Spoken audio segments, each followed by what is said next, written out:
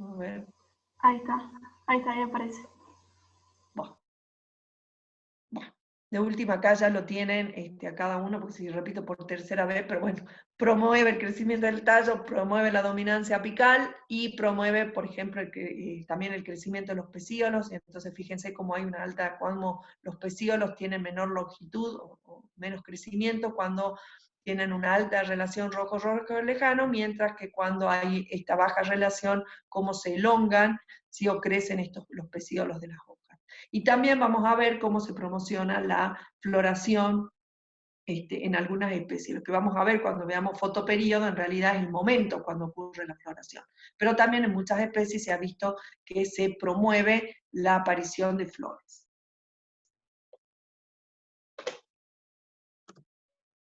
Y ahora estamos en un aprieto porque no se va esto, no corre. Hola. Uy.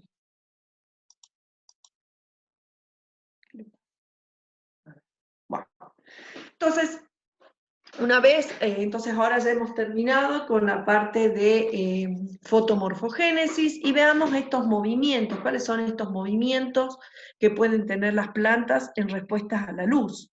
Entonces, por un lado, tenemos todo lo que son movimientos autónomos en las plantas, que están controlados más por señales internas, o sea, más por hormonas, aunque también pueden ser estimulados, obviamente, por estímulos, modificados por estímulos externos.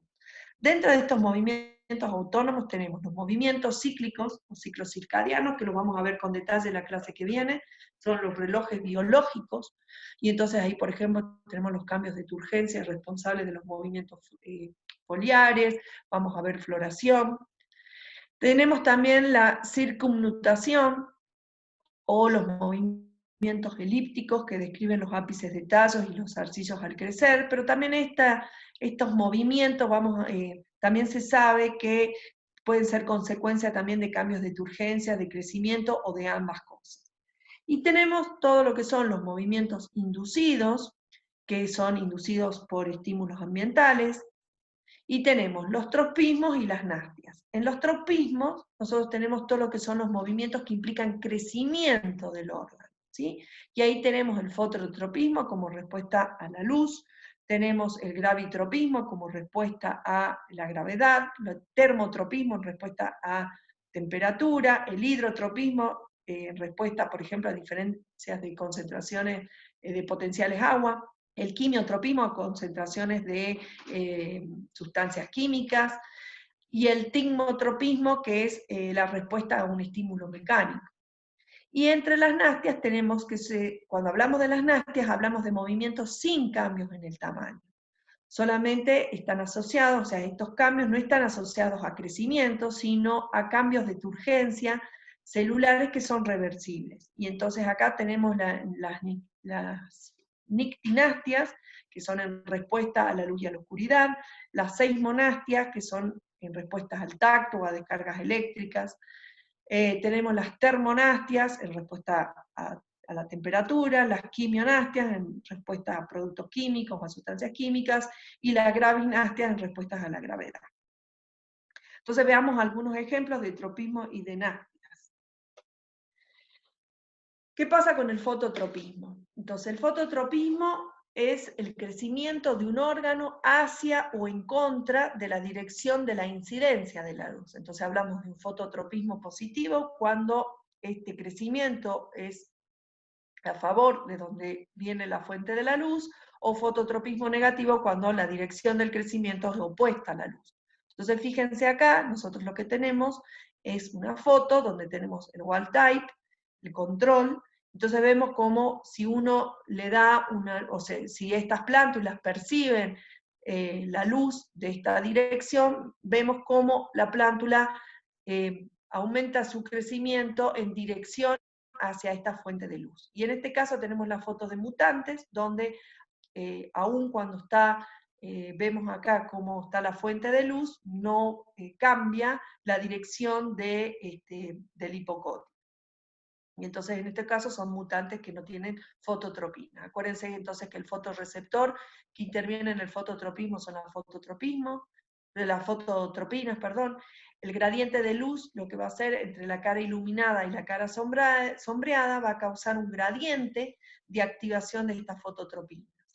Esto va a causar un gradiente de auxinas, ¿sí? Menor concentración va a haber en las caras iluminadas, y lo que va a ocurrir es que va a haber un aumento de auxinas en la cara opuesta a donde está la dirección de donde viene el estímulo, y entonces va a producir un aumento de crecimiento en esta porción, en la opuesta, y va a hacer que la plántula se curve, el hipocótilo se curve en dirección a donde viene la fuente de luz. En realidad no hay un aumento en la cantidad de auxinas, sino lo que hay una redistribución de auxinas. Y entonces este gradiente de auxina lo que va a causar es un gradiente de crecimiento hacia donde está la fuente de luz. Bueno, en el tallo, que tiene un fototropismo positivo, va a crecer más la cara sombreada, y entonces el tallo lo que va a hacer, como dijimos, es curvarse hacia la luz, mientras que en la raíz, que tienen un fototropismo negativo, va a crecer más la cara iluminada y la raíz se va a curvar en contra de la dirección de la incidencia de la luz. Miremos qué pasa con el gravitropismo. Entonces, en el caso del gravitropismo, es el crecimiento hacia o en contra de la gravedad, y entonces es positivo si es a favor de la gravedad, y es negativo si es en contra de la gravedad. Entonces, la raíz va a mostrar un gravitropismo positivo, y el tallo un gravitropismo negativo. Y entonces, fíjense acá en la foto, cómo la raíz siempre tiene un gravitropismo positivo, y entonces fíjense que aún cuando la radícula esté hacia la parte superior, cuando germina, fíjense cómo al tener un gravitropismo positivo, inmediatamente en algún momento se genera este crecimiento hacia la parte en dirección hacia el suelo, o sea, a favor de la gravedad. Y fíjense en esta foto cómo los tallos tienen gravitropismo negativo, entonces fíjense que aún cuando, por ejemplo, en este ejemplo se muestra una maceta inclinada, como el tallo inmediatamente tiene, bueno, no inmediatamente, pero bueno, hay un crecimiento hacia opuesto a la gravedad. ¿Cómo se sensa la gravedad?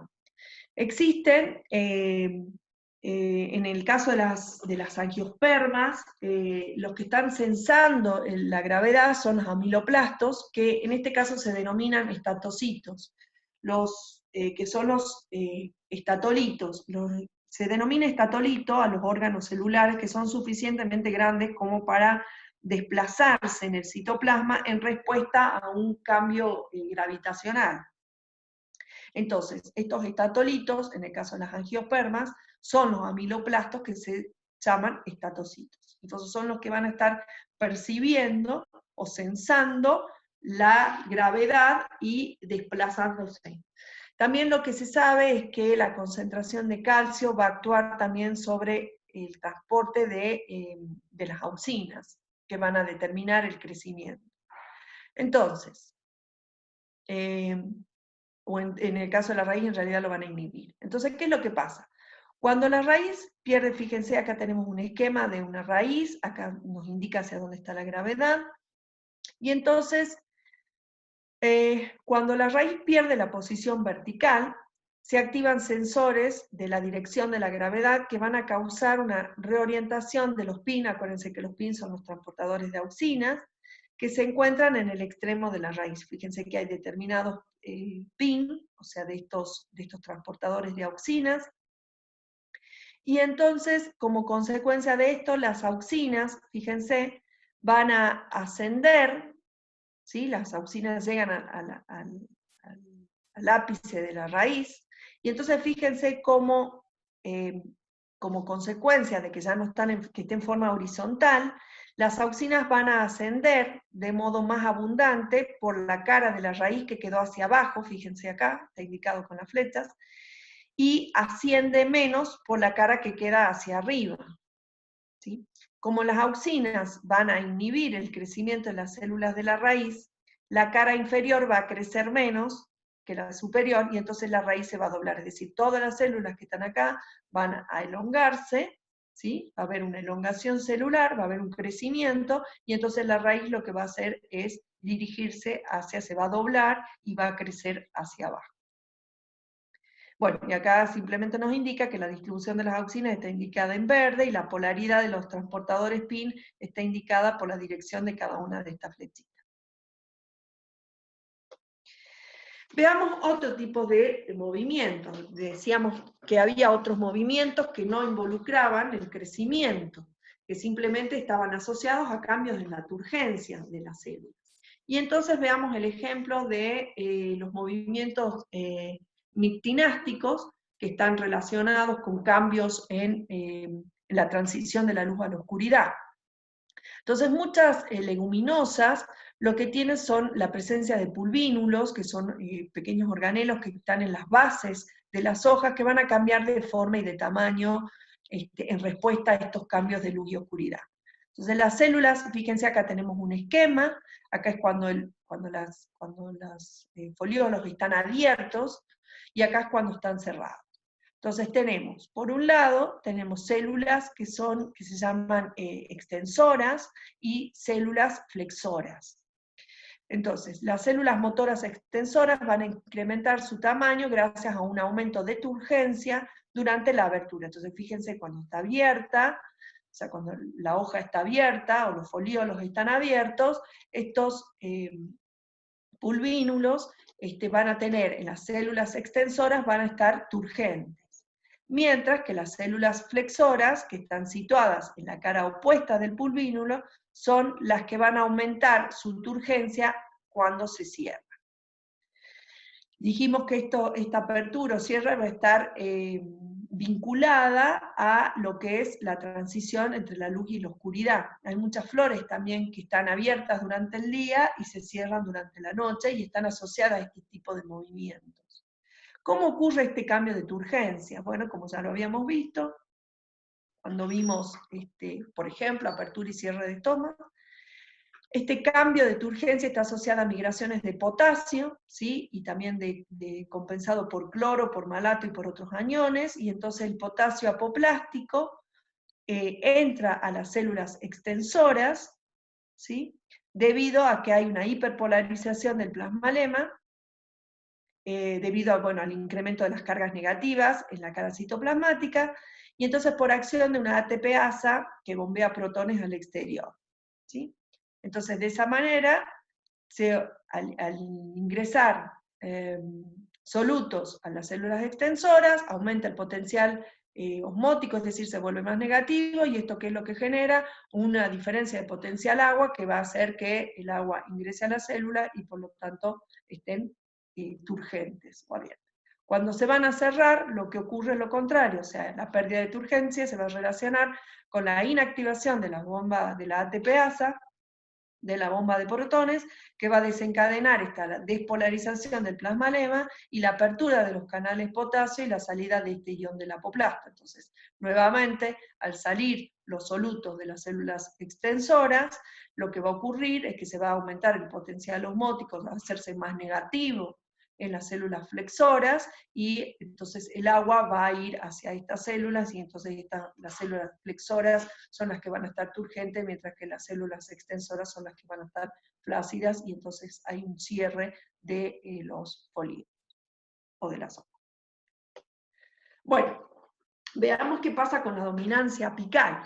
Entonces, la dominancia apical es el proceso mediante el cual el ápice inhibe el crecimiento de las yemas laterales, o sea, hay un crecimiento hacia arriba, ¿sí? Dominado por las yemas apicales.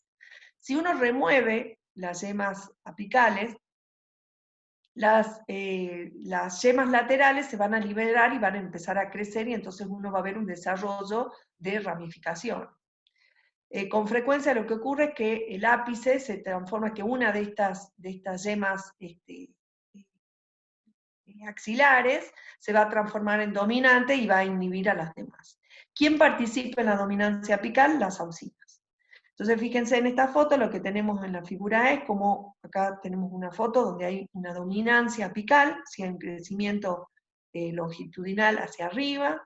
En el caso de la B, de la foto B, lo que vemos es cómo se ha eliminado la parte apical, y entonces se desarrollan las yemas laterales, entonces en este caso no hay dominancia apical, y acá en la foto C lo que nos dice, lo que nos muestra es que si en el ápice, por ejemplo, se colocan auxinas, las yemas axilares siguen permaneciendo inhibidas, o sea, no hay desarrollo de ramificaciones. Y entonces sabemos que las auxinas producidas en el ápice, podemos concluir que las auxinas producidas en el ápice van a mantener la dominancia apical.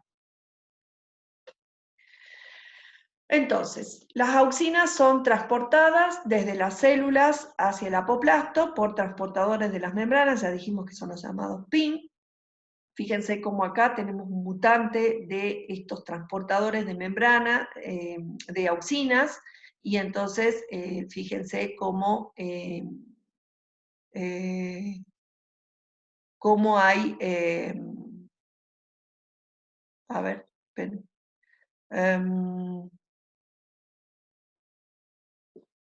en realidad el mutante debería ser este y este debería ser la planta control. Bueno, después lo miro bien.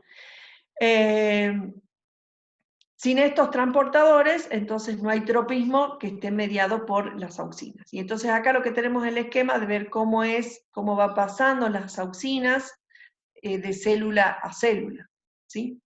Entonces las auxinas se sintetizan en el ápice y van a viajar hacia abajo, y si lo hacen de forma lateral se estimula el crecimiento de forma asimétrica, y esto va a producir, por ejemplo, la curvatura del tallo, y esto es lo que recién habíamos visto en el caso del fototropismo. ¿Sí? Fíjense, acá tenemos una gramínea, como tenemos el coleoptile, y entonces ya Darwin, fíjense, en 1880, en lo que observó es como si venía la señal de la luz, cómo estos coleoptiles se crecían, se desplazaban, o sea, se movían hacia donde estaba la luz, pero si eliminaban la parte del coleoptile, no respondían, ¿sí? El ápice de los coleoptiles no respondían a la luz, o si se tapaba el ápice tampoco respondían a la luz. Y bueno, después posteriormente se vio cómo en realidad quienes estaban interviniendo eran las auxinas que estaban producidas o sintetizadas en el ápice. Entonces, si tenemos en cuenta nuevamente nuestra relación del rojo y del rojo lejano, que decíamos cómo con bajas relaciones de rojo lejano se aumentaba la dominancia apical, entonces tenemos que estas bajas relaciones de rojo lejano van a reducir, ¿sí?, la proporción del fitocromo B, que se encuentra como PFR, y de este modo se va a promover el crecimiento y se refuerza la dominancia apical. Acuérdense, cuando tenemos una baja relación rojo lejano, y tenemos más, es decir, tenemos más rojo lejano, va a estar el fitocromo más en su forma de PR, y entonces esto va a aumentar la síntesis de auxina y a aumentar o favorecer el crecimiento del tallo y la dominancia apical. Mientras que si tenemos mayor relación rojo lejano, es decir, hay más rojo, va a haber el fitocromo va a estar en su forma de PFR, y esto va a inhibir el crecimiento del tallo y la dominancia apical, que es lo que vemos cuando ocurre la desetiolación. Entonces, en parte estos efectos se deben a que el fitocromo B va a mantener inhibida la síntesis de auxina, que se libera cuando la relación rojo lejanos y los niveles de PFR son bajos. También tenemos que las citoquininas son reguladores positivos de la ramificación. Acuérdense que en algún momento cuando nosotros estábamos hablando de fotosíntesis también veíamos cómo en realidad siempre cuando veíamos hormonas teníamos, que ver que siempre es un equilibrio o el resultado de las concentraciones de las distintas hormonas. Entonces decíamos que cuando teníamos mayor auxinas en relación a las citoquininas, teníamos mayor crecimiento o dominancia apical, mientras que cuando las relaciones a favor de las citoquininas hay mayor desarrollo de la ramificación. Las citoquininas, después si se acuerdan, si repasan, estaban regulando el ciclo celular, se acuerdan a través de la actividad de las quinasas dependientes de, ¿cómo se llamaba? Bueno, la CDK, y en los meristemas de la parte aérea, pero lo van a inhibir a nivel de la raíz. También tenemos otras hormonas, como son la estrigolactona, que va a inhibir las ramificaciones, ¿sí? Entonces, fíjense que acá tenemos una foto de plantas de arroz, de genotipo salvaje, acá tenemos el wild type, y tenemos un mutante deficiente de estrigolactona, y entonces fíjense cómo al estar deficiente de esta hormona hay un mayor desarrollo de ramificación. Y en este caso también tenemos que, bueno, también, además de las señales hormonales, como siempre hay un nivel, a nivel de la planta entera, hay controles de la ramificación a nivel de la yema individual, y entonces hay un gen, el teosinte, que actúa a nivel de las yemas axilares, inhibiendo la ramificación. Por ejemplo, el maíz es donde se ha visto la expresión de este gen. Y entonces acá tenemos una foto donde tenemos el genotipo salvaje, fíjense donde hay dominancia apical, y en el caso del mutante de este gen, cómo hay un desarrollo de la ramificación. Bueno, acá tenemos un modelo de cómo se integra la acción de las distintas hormonas sobre la ramificación, y entonces tenemos, bueno, que la yema axilar se activa dependiendo de su capacidad de exportar auxinas y de su contenido de citoquininas. Entonces acuérdense que siempre es el balance hormonal el que va a determinar las dominancias, sea apical o el desarrollo de ramificaciones. La estrigolactona se sintetiza en raíz y tallo, se mueven hacia arriba, presumiblemente por flujo transpiratorio, y van a regular, acuérdense, negativamente la salida de auxinas de la yema. Las auxinas, sintetizadas en las hojas jóvenes del ápice, se mueven hacia abajo por transporte polar y regula negativamente la síntesis de citoquininas y positivamente la síntesis de estrigolactona. Y las yemas contribuyen con auxinas, afectando el estado de las otras yemas. Y las citoquininas, sintetizadas en raíz y tallo, se mueve hacia arriba también por flujo transpiratorio. Entonces ustedes acá, todo esto lo pueden ver en este esquemita, cómo es el movimiento. Acá está representado con distintos colores, y con verde está representado si va a promover o si va a inhibir la síntesis o la acción de las otras hormonas.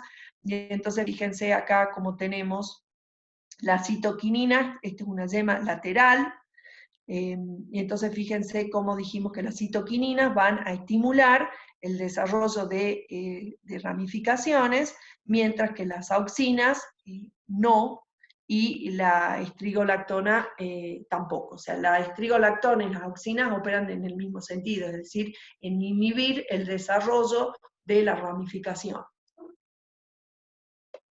Bueno, ¿qué pasa con el desarrollo de la raíz? Entonces, la arquitectura de la raíz va a depender siempre de la disponibilidad de nutrientes. Entonces, fíjense que acá tenemos un esquema con acá el desarrollo de una raíz con los nutrientes suficientes. Fíjense cómo cuando hay un alto nitrógeno general, o sea, disponible generalmente, hay una baja ramificación, como cuando hay un alto contenido de nitrógeno localizado, aumenta la ramificación, pero a nivel local. Si hay bajo potasio, tenemos poco crecimiento de la raíz primaria y una alta ramificación. Si tenemos baja concentración de azufre, como hay un alto crecimiento de la raíz primaria y también hay ramificaciones, y como si hay bajo potasio, hay bajo alargamiento de las raíces laterales, o sea, de la ramificación.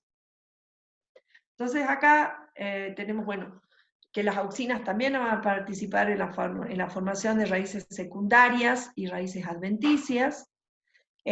Bajos niveles generalizados de nitrógeno van a aumentar la ramificación de las raíces, y esto se podría deber a un aumento en los niveles de auxina, porque al pasar las plantas, bueno, de un nivel de mayor concentración de nitrógeno en el medio a uno de menor, los niveles de auxina en la raíz van a aumentar. Y los niveles de bajo fósforo van a reducir los niveles de auxinas en el ápice de la raíz y la actividad mitótica en esa región, y entonces este efecto, bueno, este es un efecto de auxinas sobre el crecimiento de raíz principal ligado a la división celular. Y entonces acá también tenemos, fíjense cómo hay el ácido naftiltalámico, que es un inhibidor del transporte de las auxinas. Fíjense cómo cuando acá tenemos unas plantas controles en agar, y acá plantas que no contienen este ácido, como no hay desarrollo de ramificaciones, ¿sí? De las raíces laterales. Bueno, veamos qué pasa con la temperatura. Ya estuvimos viendo qué pasa con la luz, miremos qué pasa con la temperatura. Entonces, a nivel del crecimiento vegetativo también podemos aplicar lo de los tiempos fisiológicos, o sea, en este caso el tiempo térmico, y entonces dentro de ciertos rangos, entre la temperatura base y la óptima, la mayor temperatura aumenta la tasa de crecimiento. Entonces fíjense que acá tenemos representado la tasa de alargamiento, ¿sí? De segmentos de avena sativa, y son distintos tratamientos, las curvas representan distintas concentraciones de giberelinas, y tenemos la tasa de alargamiento en función de la temperatura. Entonces, fíjense cómo en general el patrón es lo mismo, independientemente de la concentración de giberelinas. El patrón es que a medida que tenemos una temperatura base, a partir de la cual comienza el alargamiento, después esto con el aumento de la temperatura va a aumentar, ¿sí? En forma proporcional, ¿sí? Hasta que llegan a valores óptimos del proceso, de la tasa de alargamiento, y a partir ya con temperaturas mayores, fíjense cómo comienza a disminuir la tasa de alargamiento. Si miramos la tasa de expansión de las hojas, también va a depender de la temperatura, y si vemos, si uno lo graficara en función de la temperatura en tiempo cronológico, vamos a ver cómo va aumentando esa tasa de extensión, ¿sí? Pero si uno lo grafica en base a los tiempos, al tiempo térmico, ¿sí? Vamos a ver que permanece constante. Entonces fíjense que en esta figura lo que tenemos son ejemplos de dos líneas de maíz con distintas tasas de crecimiento foliar, y entonces acá tenemos la tasa de extensión, ¿sí? El crecimiento de la hoja, en función de la temperatura. Y entonces fíjense cómo acá tenemos milímetros por hora, como en tiempo cronológico. Entonces vemos cómo para los dos genotipos, o estas dos líneas de maíz, vemos cómo a medida que aumenta la temperatura, va aumentando la expansión de la hoja. Ahora, cuando nosotros representamos esta tasa de expansión en función del tiempo térmico, vemos cómo permanece constante en estos rangos de temperatura, entre 10 y 30, fíjense que lo único que varían son los dos genotipos, pero el tiempo térmico permanece constante. Entonces eso era lo que veíamos, cuánto era la importancia, que nos permitían explicar estos tiempos fisiológicos, pensando en un proceso fisiológico, y no solo teniendo en cuenta lo que es el tiempo cronológico, ¿sí? Bueno, entonces, ¿qué es lo que sabemos? Que podemos encontrar órganos que son, por ejemplo, más grandes si la temperatura es mayor y no supera la óptima. O sea, que entre la temperatura base, recién decíamos, y la temperatura óptima, uno puede encontrar un mayor, o órganos de mayor tamaño. Entonces, fíjense acá, como en este ejemplo, tenemos plantas más grandes, ¿sí? A medida que aumenta la temperatura. Pero bueno, obviamente todos los efectos de la temperatura sobre el crecimiento no es tampoco un proceso tan simple y tan directo, porque por ejemplo acá lo que podemos ver es cómo sí aumenta el tamaño del tallo, pero el tamaño de las hojas y de las raíces no. Entonces no es tan simple como que uno diga, bueno, a medida que aumenta la temperatura, aumenta el crecimiento tanto de tallo, de raíz como hojas. No es así. O sea, la temperatura, esta relación que nosotros veíamos lineal entre la temperatura y el crecimiento, es relativo a cuál es el órgano que estamos analizando. También el aumento de la temperatura no solo va a afectar la tasa de crecimiento, sino también el proceso, el ciclo de crecimiento final. Entonces fíjense que acá nosotros tenemos dos curvas, que son curvas de crecimiento de hojas del segundo par, en plantas de espinaca, y entonces lo que tenemos representado es, en la figura A tenemos el área foliar en función de los días después de que se plantó. Fíjense, bueno, acá tenemos en función del tiempo y tenemos para 2 temperaturas. Y en la figura B tenemos el peso seco, también en función de días que se han plantado. Y entonces, mirando el crecimiento del segundo par de hojas, fíjense cómo cuando es menor la temperatura, el área foliar va aumentando más despacio, ¿sí? Fíjense, en función del tiempo, y lo mismo el peso seco, ¿sí? Ahora, cuando se aumenta la temperatura, y entonces estamos llegando a valores más del óptimo, fíjense cómo el proceso no solo se adelanta, ¿sí? Que es en este caso, sino que también finaliza. O sea, acá el área foliar ya ha llegado a su máximo de área foliar, ¿sí? En el tiempo. Y lo mismo pasa para el peso seco. Bueno, como dijimos, el efecto de la temperatura es complejo, ¿sí? Y en este caso, fíjense que a 16 grados, que eran estos ejemplos que estamos viendo acá, la hoja crece más rápido, pero su periodo de crecimiento también cesa. Bueno, vamos a ver entonces lo último que teníamos que ver en el día de hoy, que es la parte de la senescencia. Y entonces la senescencia es la fase final del desarrollo de un órgano. No es simplemente un proceso que sea degenerativo, sino que es un proceso altamente organizado que permite la redistribución de nutrientes de tejidos senescentes a tejidos del desarrollo. O sea, es una parte final del programa de desarrollo que tienen las plantas. Entonces, fíjense acá, lo que tenemos representado es cómo en las hojas, bueno, las hojas se caracterizan por una marcada caída de los niveles de clorofila, de las proteínas y del ácido del ARN ribosómico, cuando empiezan a fenecer. Y entonces acá lo que tenemos es el contenido de macromoléculas en función de días en relación a su máxima expansión, y entonces fíjense cómo va disminuyendo tanto las clorofilas totales como las proteínas, como el ARN ribosómico.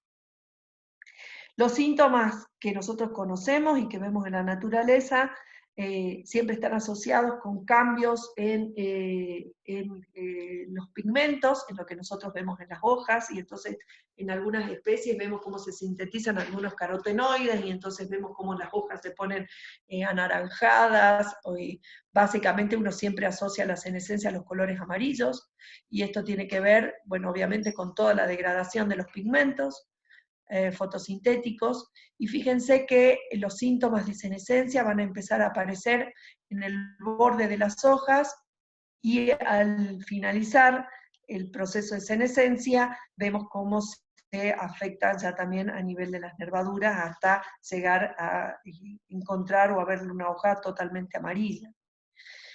La senescencia está controlada, como una fase del desarrollo, está controlada genéticamente, y también van a existir mutantes en los que la senescencia no ocurre, y en este caso es, por ejemplo, esta planta de la derecha, donde va a tener genes que están asociados a la senescencia. Se ha visto que hay más de 800 genes que están asociados a la senescencia, y entonces acá vemos plantas que tienen mutados algunos de esos genes, y entonces vemos cómo no senecen comparado con el control o el wild type que tiene expresándose los genes de senescencia. Entonces, acá esto ustedes una figura que tienen en el libro, en el Asconvieto, cómo los procesos de senescencia aparecen en las distintas etapas del desarrollo de una planta, ¿sí? Es decir, la senescencia no solo está asociada con la edad del órgano, ¿sí? En donde se asume que con la edad hay una asociación positiva, ¿sí? Con relación a la senescencia. Sin embargo, la senescencia, como dijimos, que puede aparecer, es una etapa final del desarrollo, va a aparecer en distintos estadios del desarrollo. Entonces vemos cómo en plántula, una vez que las plántulas ya aparecen, por ejemplo, el primer par de hojas verdaderos, cómo hay senescencia de esos cotiledones, cómo a nivel hay senescencia en la diferenciación de las traqueidas y de los tubos cribosos, hay senescencia de los pelos radicales y de las células apicales radiculares. Cuando ya está en estado vegetativo, o sea, o en estado, por ejemplo, ya juvenil o de adulto, también vemos cómo hay senescencia en la diferenciación en los recambios celulares, cómo hay senescencia foliar, cómo hay senescencia en el desarrollo de espinas y de púas, en el proceso de, bueno, vamos a ver ahora de abscisión, cuando hay floración y fructificación, también como hay senescencia de las partes florales, o sea, una vez que se ha ocurrido la polinización, hay senescencia de esas partes florales que después terminan cayendo cuando se forma el fruto. Y bueno, también en muchas plantas, vamos a ver por ejemplo en las plantas anuales, que una vez que ocurre la floración, las plantas anuales mueren al terminar eh, su ciclo, y entonces también está asociado a todos procesos de senescencia. Y en la fructificación también, bueno, esto que recién les decía, en las plantas que son monocárpicas, que, o sea, que mueren al año, o sea, que tienen un ciclo de vida anual, como una vez que ya empieza todo el proceso de floración y fructificación, el resto de los órganos, recién decíamos que la senescencia está asociado con esta redistribución de fotosintatos hacia órganos que se están desarrollando. Y entonces toda esa redistribución, esa realocación está asociada a la senescencia. En el caso de las especies monocárpicas, posteriormente va a morir la planta entera. Bueno, también tenemos entonces para este tipo de especies senescencia de tallos, la dehiscencia después para la caída de los frutos, tiene que haber senescencia y caída de esos frutos. Y después vamos a ver, por ejemplo, cómo la senescencia, en el caso de los frutos, si no, fíjense qué pasa con los frutos que ustedes tienen en su casa, cómo empiezan a senecer. Bueno, entonces durante la senescencia va a ocurrir lo que se conoce como la muerte celular programada. Y también es un programa genético cuyo último paso es la muerte de las células. Entonces las células de las hojas, por ejemplo, senescentes, se encuentran en el programa de muerte celular programada, van a desarrollar lo que se conoce el proceso de autofagia. Durante este proceso, o sea, durante la autofagia, porciones del citoplasma, incluyendo todas las organelas que se encuentran ahí, van a quedar encerradas por una doble membrana formando los autofagosomas. ¿Sí? Fíjense, acá lo tenemos representados, y estos autofagosomas van a ir hacia la vacuola, bueno, que se va formando, donde se van a ir degradando todos estos contenidos. Y esto permite entonces desmantelar las estructuras y usar todos estos materiales en otros órganos. Entonces después va a haber una exportación vía floema hacia los otros órganos que están en desarrollo o en crecimiento. Acá este también es un esquema que lo tienen en el libro, en el Asconvieto, cómo muestra lugares y órganos de las plantas vasculares en donde hay muerte celular programada. Y entonces fíjense, si nosotros partiéramos de, bueno, acá tenemos la planta entera, y entonces fíjense cómo a nivel de las raíces hay muerte celular a nivel de la cofia o de Odracaliptra, a nivel del tallo en el xilema, como hay muerte en el xilema, ¿sí? De los elementos traqueales, acuérdense que son células muertas, a nivel de las hojas, como esto lo vamos a ver en la última clase, como cuando veamos estreses, como hay resistencias a patógenos, y entonces lo que ocurre es cuando hay el ataque de un patógeno, todas esas células donde ocurrió el ataque, hay una muerte celular de todas esas células, y entonces de esa manera evitan que por floema se difunda o el patógeno se propague por toda la planta. También hay muerte celular a nivel de los tricomas.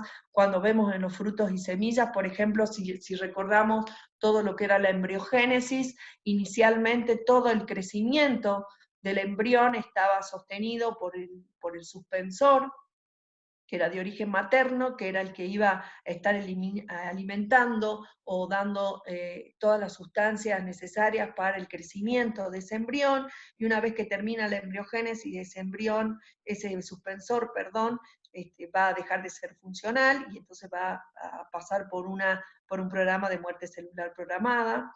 Y cuando veíamos también en el caso de germinación de gramíneas, de monocotiledonias, veíamos cómo esa capa de la neurona, para que pueda ocurrir el crecimiento, esas células tenían que terminan muriendo, ¿sí? ¿Se acuerdan que acá habíamos visto toda la relación de cómo intervenía la luz para la germinación? Ya habíamos visto, por ejemplo, el caso del chamico. Bueno, entonces, la senescencia está inducida por señales endógenas,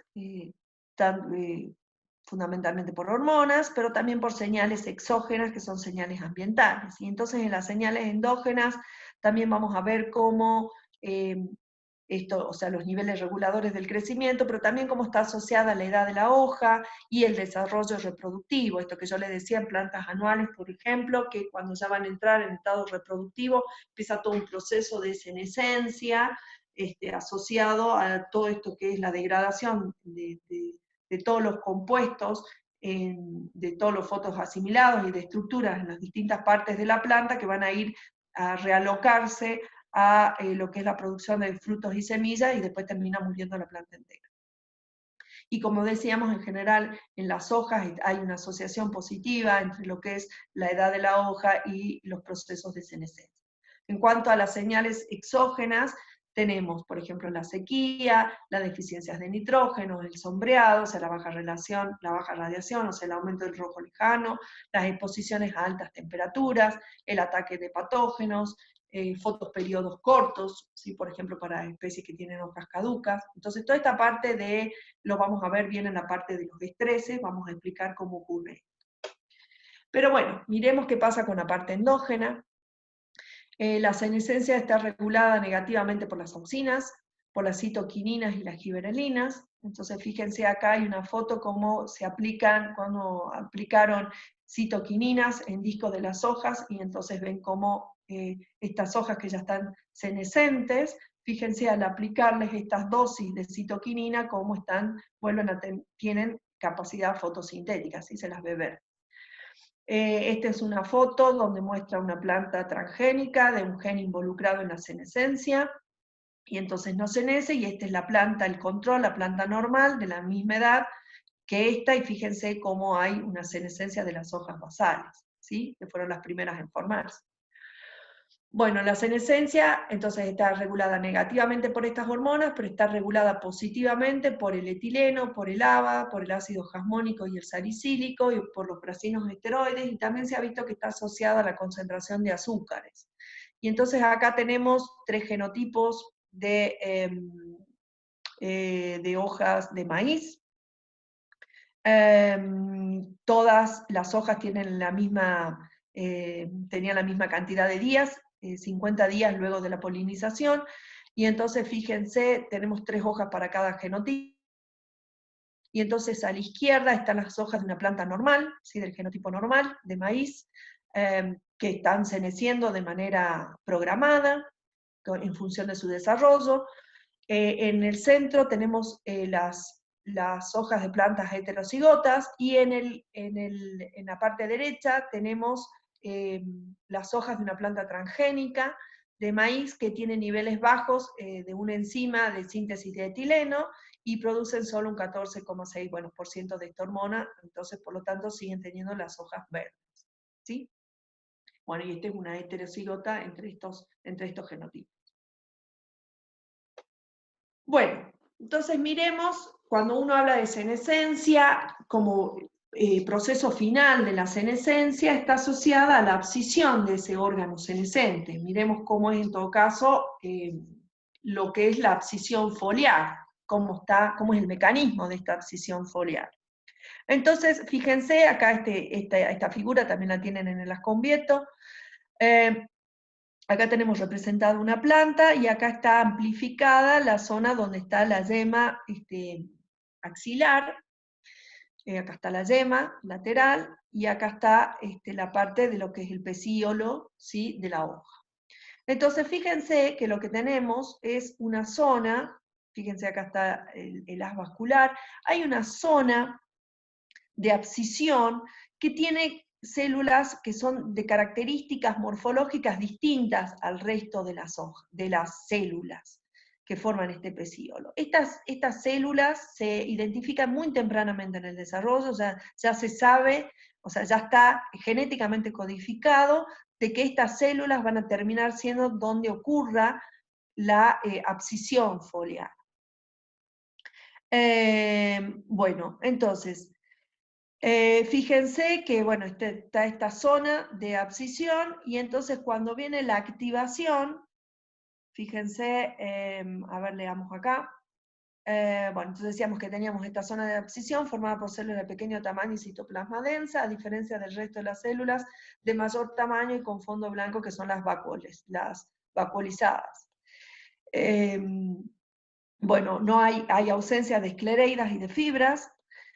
Entre la zona entonces de abscisión y estas células en general envuelven a la parte del cilindro vascular, y una vez que se activa este proceso de abscisión, ¿sí?, que pasa de este estado al siguiente, se puede observar el crecimiento de las células de la capa proximal. Fíjense, estas células van a empezar a crecer, ¿sí?, y junto con la dilución de las paredes celulares. O sea, lo que ocurre fundamentalmente para la abscisión foliar es que tiene que haber una disolución de las paredes celulares, ¿sí?, que va a terminar provocando la separación de esta capa, ¿sí?, con la adyacente, digamos. Acá va a caer el órgano, ¿sí?, va a caer la hoja, y posteriormente, bueno, estas células van a seguir creciendo, y el proceso va a concluir con el sellado de de esta herida, si se quiere, mediante la producción o sea, mediante la lignosuberización y la excreción de sustancias gomosas, ¿sí? Entonces ahí se sella, y la parte distal de la hoja es la que se cae, o sea, se cae la hoja, básicamente. ¿Cómo está regulado hormonalmente la abscisión de las hojas? Fíjense que cuando hay auxinas, las hojas, no hay abscisión foliar, y cuando cambia nuevamente este balance entre auxinas y etileno, que es fundamentalmente el que más interviene en la abscisión, como cuando hay un balance a favor del etileno, va a ocurrir la separación de la hoja, ¿sí?, la abscisión. Con la abscisión de la hoja, ¿qué se elimina? Se elimina demanda respiratoria de estructuras que no son necesarias para la planta, ¿sí? O sea, uno tiene que pensar toda la senescencia y la abscisión como procesos que son necesarios para el desarrollo y el crecimiento de las plantas, o para la perpetuación, en todo caso. Fíjense en esto que hablamos recién de las plantas anuales, cuán importante es que ocurra senescencia y abscisión de órganos para que todos esos recursos sean realocados o removilizados o redistribuidos a lo que es la producción de semillas, que son, como habíamos visto, quienes terminan propagando o manteniendo a las especies, ¿sí?, en los ambientes en donde viven. Se disminuye también el área de exposición a distintos tipos de estrés, como pueden ser la sequía, la salinidad o el ataque por patógenos. Entonces, terminando acá, este también es un esquema que lo tienen en el Ascombieto, donde lo que hay es un esquema conceptual que presenta algunos factores ambientales y procesos de desarrollo que inciden sobre la abscisión de los distintos órganos. Y entonces, bueno, propone cómo es la interacción. Fíjense que acá tenemos representado el eje de la planta, acá está el órgano distal, supongamos que pueden ser, bueno, hojas, o pétalos, o sépalos, o pueden ser flores o frutos, ¿sí? Como acá tenemos la región donde va a actuar la abscisión, donde va a ocurrir la abscisión de las hojas, o del órgano que estemos considerando, y entonces fíjense cómo con la edad y con el estrés hídrico va a aumentar esta abscisión, y cómo va a disminuir con relación al estado de desarrollo, ¿sí? O sea, en plantas jóvenes o en hojas jóvenes va a disminuir, y también cuando hay la presencia de calcio también va a disminuir. Y bueno, y esto, acuérdense que hay una relación, un balance entre las auxinas y el etileno. Entonces, cuando teníamos aumento de etileno, cuando era mayor la relación de auxinas con relación al etileno, no va a haber abscisión, mientras que cuando disminuye esta relación, es decir, haya mayor etileno, se va a ocurrir la abscisión de este órgano distal. Y acá en esta parte tenemos, bueno, la abscisión del órgano distal depende de procesos de desarrollo y de las señales ambientales que la promueven, como son, bueno, la senescencia, la maduración, la polinización, las heridas, la oscuridad del ozono. Todo eso va a promover la abscisión de estos órganos y la van a retrasar un crecimiento activo y, por ejemplo, la fecundación. Bueno, y con esto terminamos.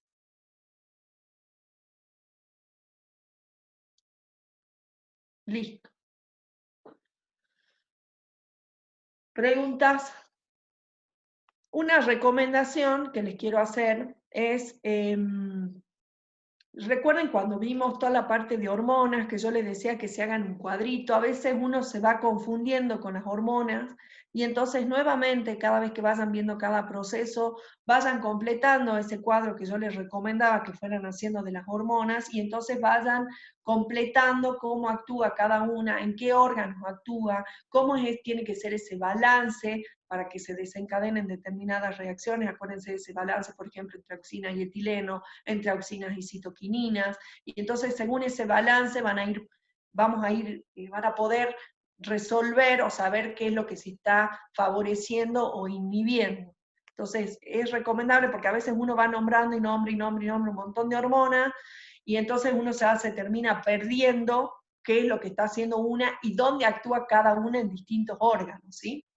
Entonces, recomendación es que vayan completando, o si no lo hicieron, lo hagan, a su cuadro de hormonas, pongan cada una de las hormonas y pongan cuál es la función de cada una de ellas y dónde van a actuar y en el balance con otras hormonas, cuál es el proceso que van a ver, que vamos a observar.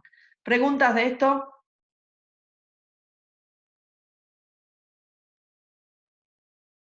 Igual ya saben que esto es lo más concreto.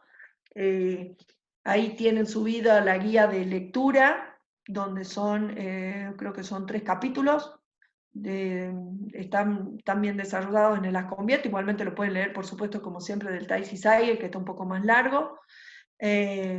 Son 3 capítulos, el capítulo de fotomorfogénesis, el capítulo de tropismo y el capítulo de senescencia.